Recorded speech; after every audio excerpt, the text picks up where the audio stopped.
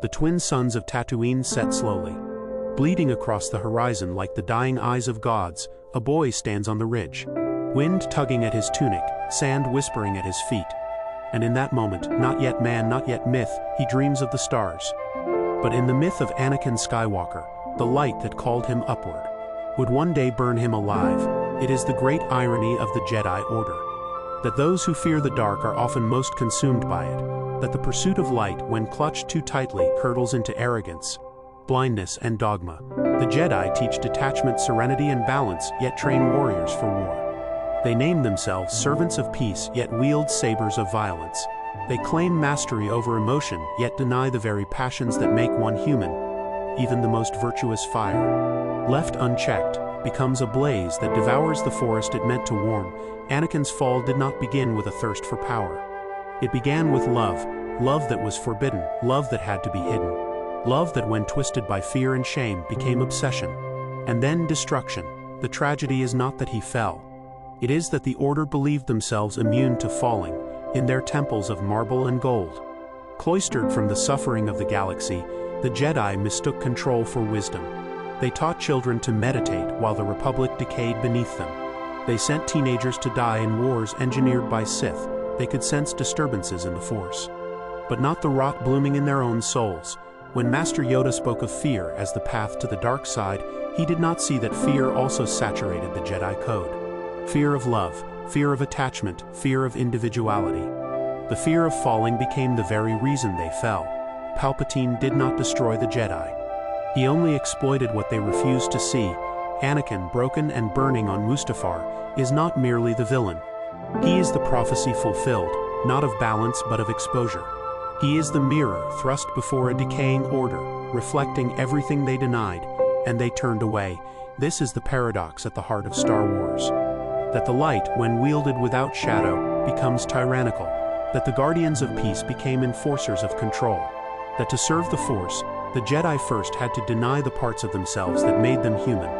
And in so doing, they became more machine than man, long before Vader donned his mask. The light untempered becomes blinding. And blindness in the face of shadow is a kind of sin, so we must ask, was the fall of Anakin Skywalker a failure of one man, or the inevitable collapse of a system built on repression, pride, and illusion? And if the Jedi, in all their discipline and wisdom, could fall so catastrophically, what does that say about our own pursuit of the good? Can light itself become an addiction?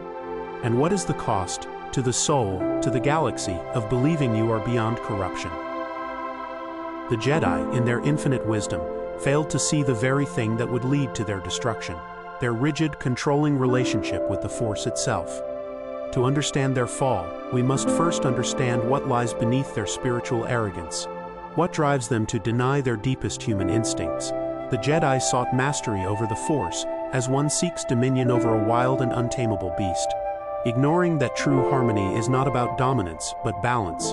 It is the great tragedy of the Jedi that they feared what they were. They denied their own shadow. Carl Jung spoke of the shadow as the hidden, repressed parts of ourselves, the emotions, desires, and aspects of our personality we refuse to accept. The Jedi Order, for all its vaunted wisdom, chose to suppress these aspects of the self, particularly those that stemmed from attachment and desire. Love, fear, anger, and passion were all seen as weaknesses, threatening to pull the Jedi into darkness. In this repression, they failed to recognize that these very impulses were not the enemy, but integral parts of the self that, when embraced, could lead to greater self-awareness. It was not the emotions themselves that led to corruption, but the refusal to confront them. This is where Anakin's story becomes emblematic. His emotions, particularly his love for Padme, were not inherently dangerous. In fact, they were the Force that kept him human, but the Jedi trained him to repress these emotions, to sever the connections he had with others, to sever his humanity. What began as a refusal to acknowledge his pain, to confront the loss of his mother, to face his profound fear of abandonment, turned into a need for control. In his heart, he believed that to protect Padme, to protect the ones he loved, he must dominate the forces of fate, the very essence of the universe itself. And so he tried to control the one thing he could not, death. But what he could not see was that in trying to dominate the Force, he was only feeding into its darkness. The Jedi had themselves fallen into a kind of psychological split, the conscious, disciplined self at odds with the unconscious, the repressed. Their denial of the human spirit allowed it to fester into the very darkness they sought to avoid. And then there was Palpatine. Palpatine was not merely the Sith Lord. He was a mirror to the Jedi. He did not create the dark side of the Force. He simply recognized its power and harnessed it where the Jedi would not. He was, in Jungian terms, the embodiment of the shadow, not simply the antagonist, but a necessary counterpoint. While the Jedi refused to embrace their shadow, Palpatine reveled in his lust for power, his ability to manipulate fear, anger, and hatred were not signs of his moral failing. They were simply the natural consequence of living in a world where the shadow is not acknowledged. In Nietzsche's terms, the Jedi lived in denial of the will to power. They taught themselves to live in control, to deny the life force that drives us to create, to conquer, to be. They convinced themselves that the path of peace required suppression. Yet Nietzsche's idea of the will to power shows us that to deny this force is to become stagnant, to betray life itself. The Jedi, for all their wisdom, had locked themselves in a gilded cage. Severed from their own vitality, they feared that embracing the will to power, the will to create and destroy, would lead to their downfall. But by rejecting it, they set the stage for their eventual collapse. Anakin, caught between the will to power and the Jedi's denial of it, could not find a way to integrate the two. His fall was inevitable not because of his nature, but because he was never allowed to reconcile the force of life and death that raged within him. The Jedi never offered him the language to express his fear, his anger, his desire. He was told that the very essence of his being was a threat, a thing to be overcome, a thing to be ashamed of. And so, when the temptation of the dark side came, as it always does when the shadow is denied, he could not resist. Ahsoka Tano, in contrast, offers us a different story. She too was trained in the Jedi Code, yet unlike Anakin, she broke free from the Jedi's narrow, dogmatic view of the Force. She was not corrupted by the dark side, not because she was free of its temptations, but because she embraced her own inner conflict. Ahsoka chose to leave the Order, not because she was afraid of the dark, but because she understood that to live fully, to be truly whole, she had to find her own path, one that did not demand the denial of who she was. In rejecting the Jedi's view of the Force as something to control, she embraced the full spectrum of her humanity, allowing her to live in harmony with both light and shadow. And so we must ask, what is the price of living in denial of one's own shadow? How can we ever be truly free if we are afraid of the parts of ourselves we deem unacceptable? The Jedi's greatest failure was not their belief in peace or in light. It was their refusal to see that peace does not come from repression, but from integration. True mastery of the Force is not about control, but about acceptance of self, of others, and of the dark side. The fall of the Jedi was not an event. It was a slow, creeping corruption, a collapse that began long before Anakin Skywalker ever ignited his lightsaber in anger. Like the subtle erosion of a once great city, the decay within the Order went unnoticed by those who believed they were above corruption.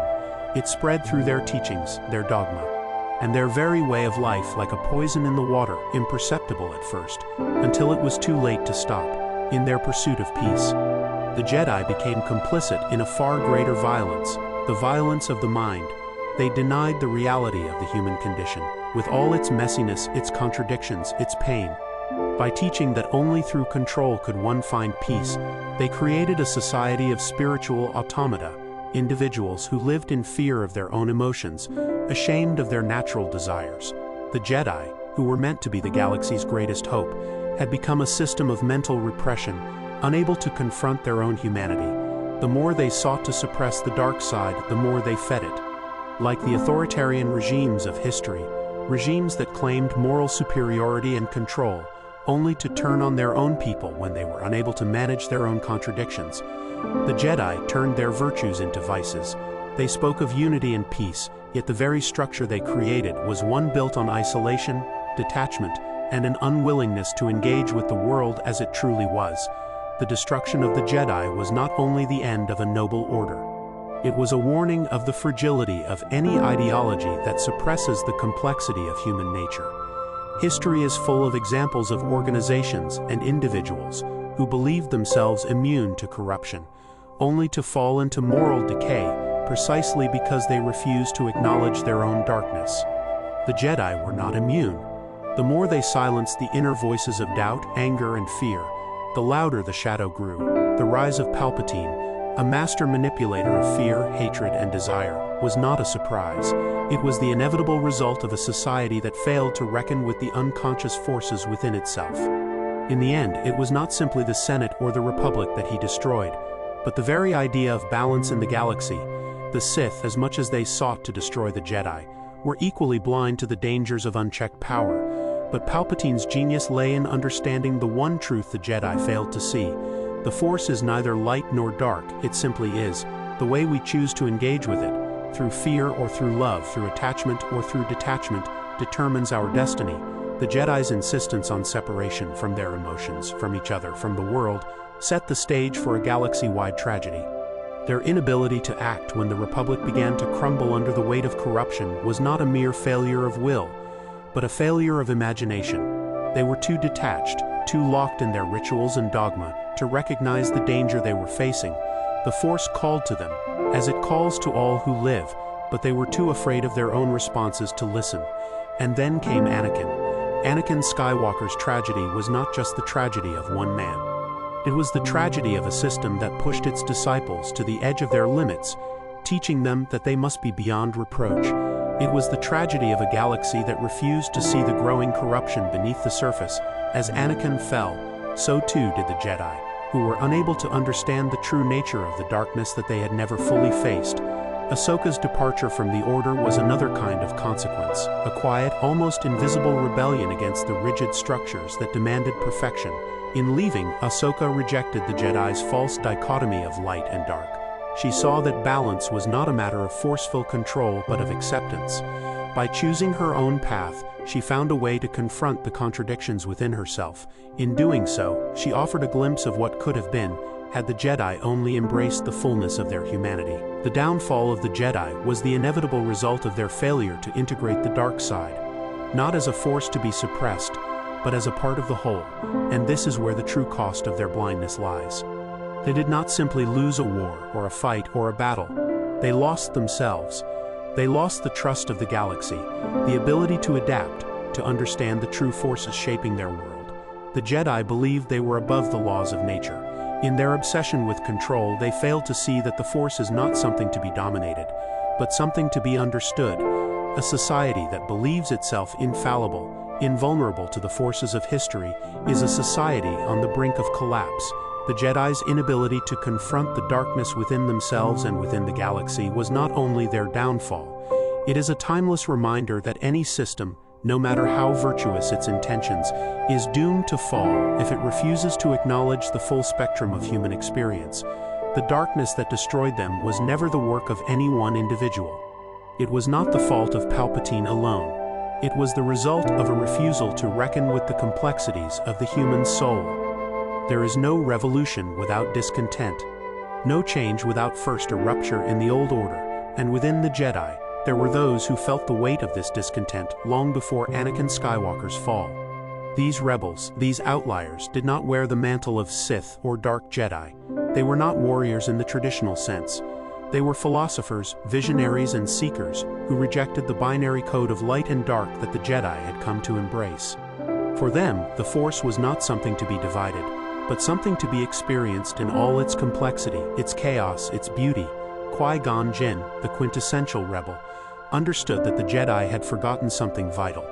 The Force is not a tool, nor is it an ideology.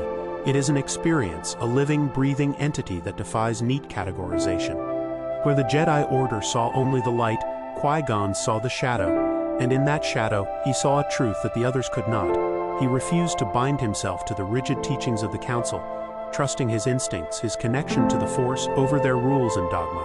Qui-Gon's rebellion was not an outward one, it was internal. He rebelled against the Jedi's most fundamental belief that peace comes only through control, and instead he sought harmony through acceptance, through integration. It was this acceptance, this embrace of both sides of the self, that set him apart. Qui-Gon's wisdom was not just in what he taught, but in what he did not teach. He did not teach the students of the Jedi Temple to fear their emotions. He did not teach them to sever their connections with others. He taught them to trust. to trust in the Force, and in their own ability to listen to its guidance. In the quiet rebellion of Qui-Gon we find the first whisper of a truth that would later resonate through Ahsoka Tano's own journey. Ahsoka, too, understood that the Jedi were blind to the larger truth of the Force. When she walked away from the Order, it was not in anger but in clarity.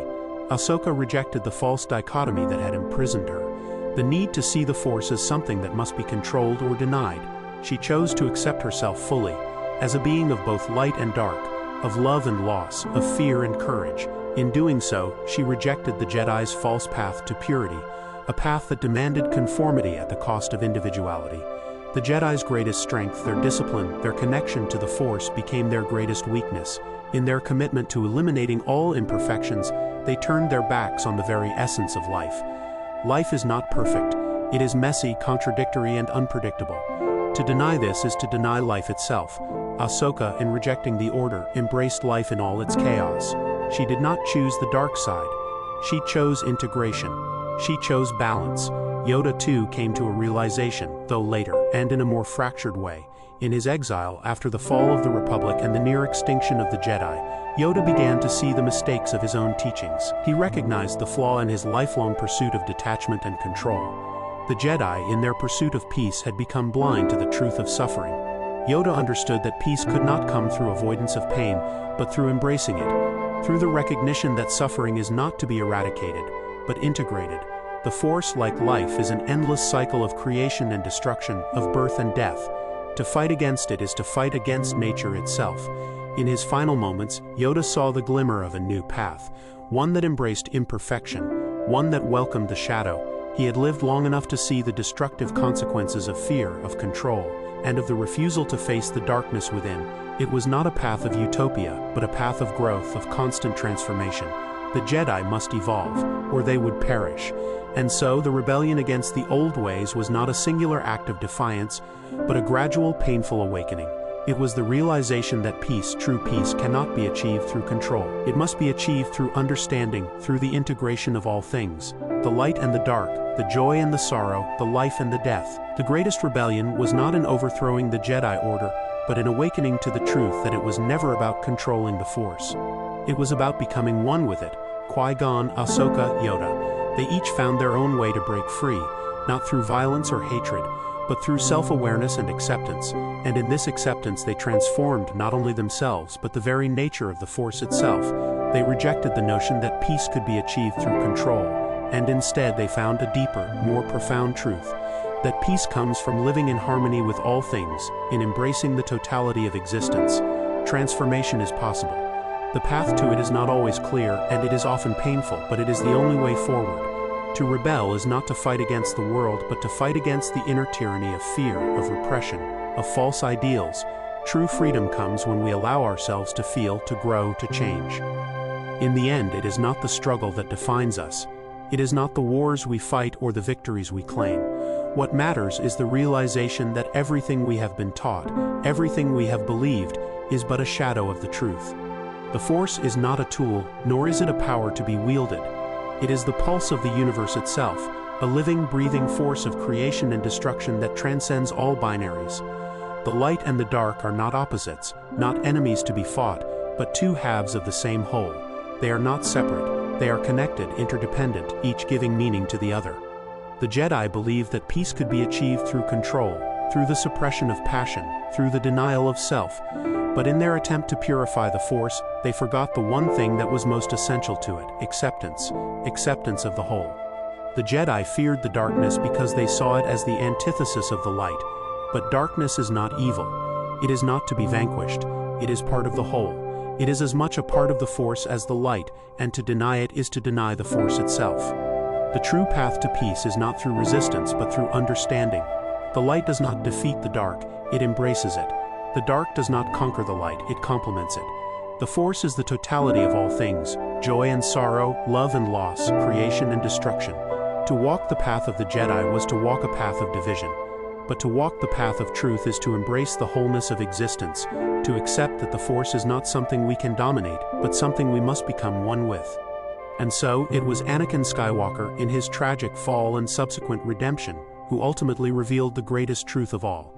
The Force is not about control. It is about surrender.